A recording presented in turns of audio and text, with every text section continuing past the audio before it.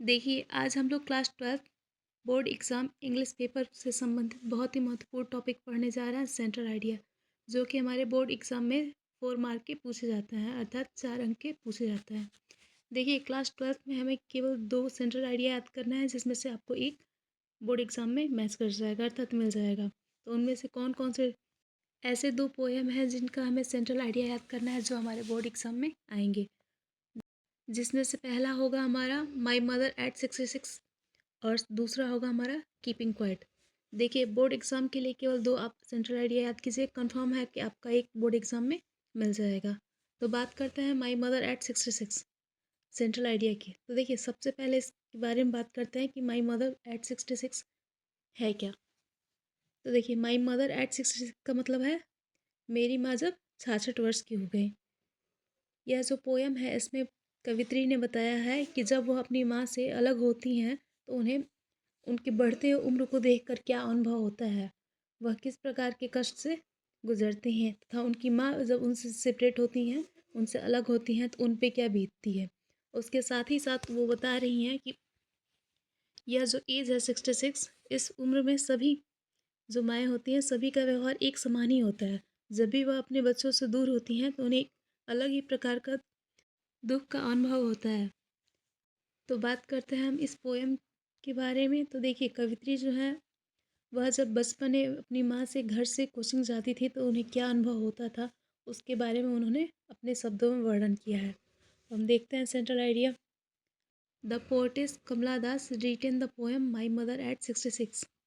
अर्थात जो कवित्री कमला दास हैं, उन्होंने जो कविता लिखा है वह है माई मदर एट 66, अर्थात जब मेरी माँ 66 वर्ष की थी।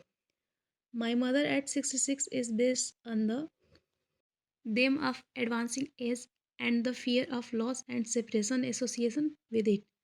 अर्थात माई मदर एट 66 जो कविता है वह बेस्ट आधार है ऑन द एडवांसिंग एज, अधिक उम्र के लिए या अधिक उम्र के किस बात के लिए, and the fear of loss, खोने के बहट से, and separation association with it, अर्थात उनके उनसे अलग होने के लिए।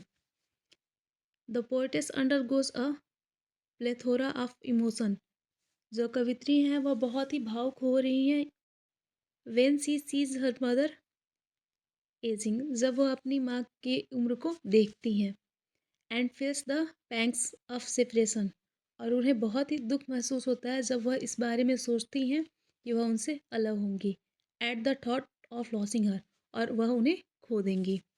सी also wishes for the lost beauty, वह हमेशा उम्मीद करते हैं, हमेशा चाहती हैं कि उनकी सुंदरता खो जाए, and youth of her mother, और उनकी माँ जो है वह हमेशा नौजवान रहे।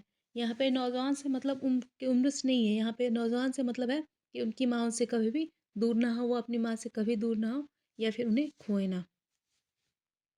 देखिए, जैसा कि हमने कहा कि बोर्ड एग्ज़ाम में आपका सेंट्रल आइडिया जो होता है वह 4 मार्क का पूछा जाता है, जिसमें से पहला आपका होगा माई मदर एट 66, जिसमें आपने को विस्तार से पढ़ा।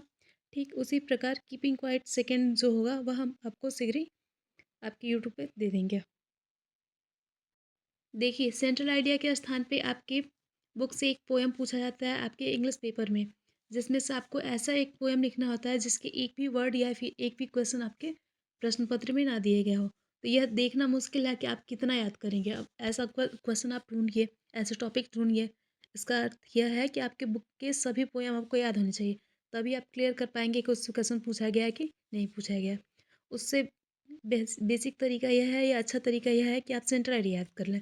2 सेंट्रल आइडिया याद कीजिए, जिसमें से कंफर्म है कि एक मिल जाएगा।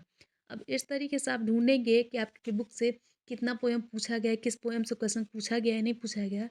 फिर उस अनुसार आपको कई पोएम बहुत सारे याद करने होंगे।